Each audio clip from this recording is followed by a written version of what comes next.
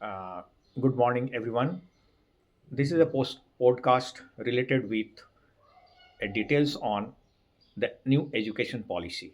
Regarding this, in front of me is sitting Sanjay Kumar, who is a retired SBI LD director, and he is very much interested for extending his knowledge about the new education policy. I would like to ask him, what is the details about the new education policy, Sanjay Kumarji? New education policy, the first and foremost thing is the replacement of 10 plus 2 system into 5 plus 3 plus 3 plus 4 system. It has included the foundation courses, it has included the gender based equality, the education of transgender was also considered. There is a consideration that the practical knowledge will be given in the process, and also vocational education was given due importance in the educational policy. So that is one part of that.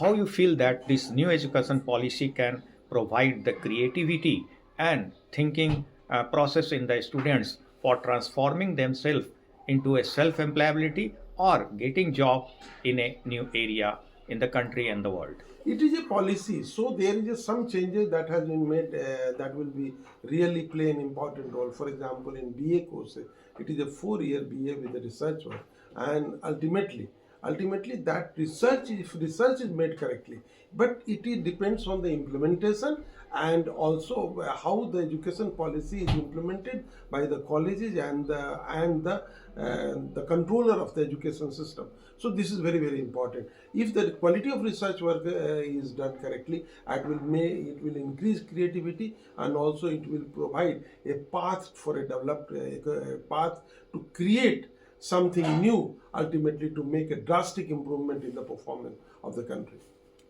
So you think that this policy will be fruitful in the coming era for the India? Yes, policy has been made to meet the international standard also. So definitely such policy will be it will align ourselves with the other country also. So such will be, but there is one major changes that has been made is interdisciplinary study.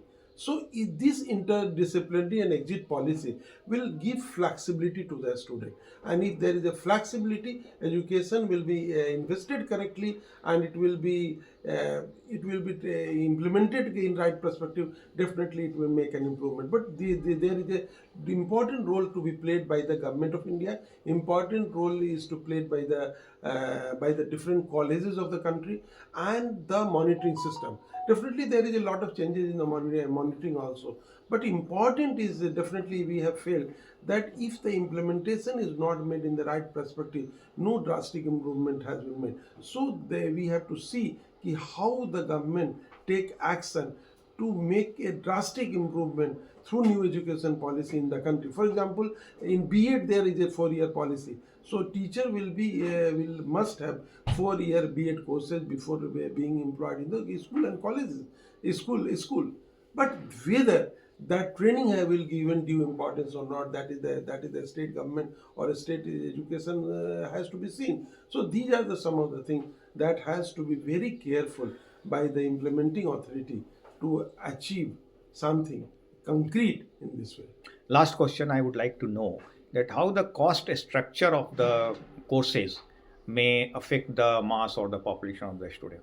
So this is a very tricky question. I will really, what is important is the cost of education has increased, and a scholarship system has to be improved in that, because either earlier most of us who is working in somewhere, because of very low cost of the education. As of now, the educational cost is very high. Even IIT IIM, the education is very high in comparison to the past. So we have to see the cost structure and quality of education, whether that is matching or not, and government has to consider how the system should be made so that the poor intelligence are not deprived of education, and whatever is being done, it is not sufficient.